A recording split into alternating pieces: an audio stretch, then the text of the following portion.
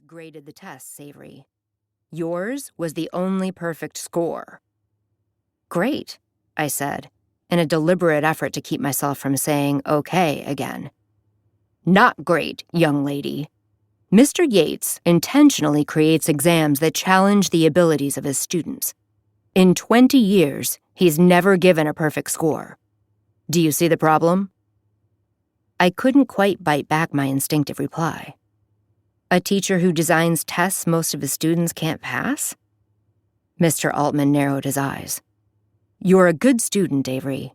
Quite good, given your circumstances. But you don't exactly have a history of setting the curve.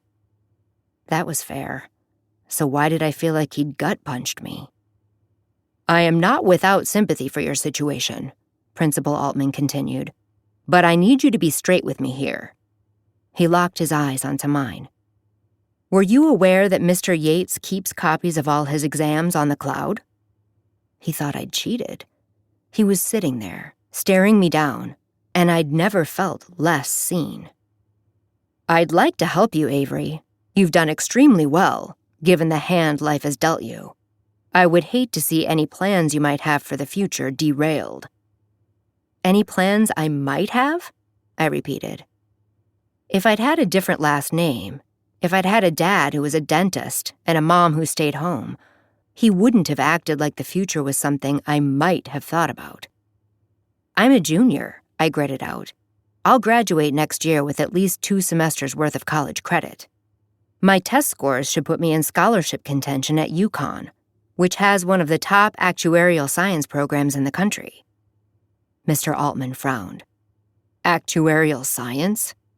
Statistical risk assessment. It was the closest I could come to double majoring in poker and math. Besides, it was one of the most employable majors on the planet. Are you a fan of calculated risks, Ms. Grams? Like cheating? I couldn't let myself get any angrier. Instead, I pictured myself playing chess. I marked out the moves in my mind.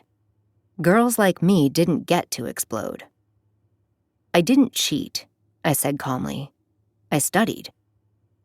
I'd scraped together time, in other classes, between shifts, later at night than I should have stayed up. Knowing that Mr. Yates was infamous for giving impossible tests had made me want to redefine possible.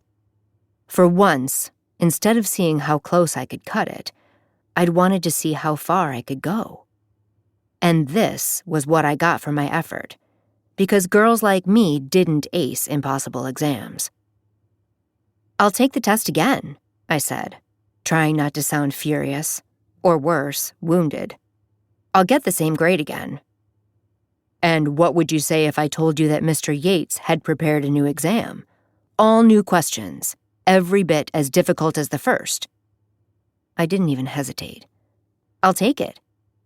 That can be arranged tomorrow during 3rd period, but I have to warn you that this will go significantly better for you if, now. Mr. Altman stared at me. Excuse me? Forget sounding meek. Forget being invisible. I want to take the new exam right here, in your office, right now. Chapter 2. Rough day? Libby asked. My sister was 7 years older than me and way too empathetic for her own good, or mine. I'm fine, I replied. Recounting my trip to Altman's office would only have worried her, and until Mr. Yates graded my second test, there was nothing anyone could do. I changed the subject. Tips were good tonight. How good?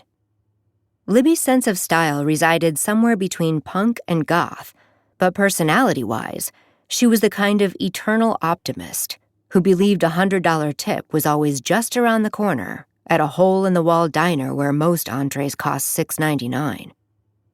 I pressed a wad of crumpled singles into her hand. Good enough to help make rent.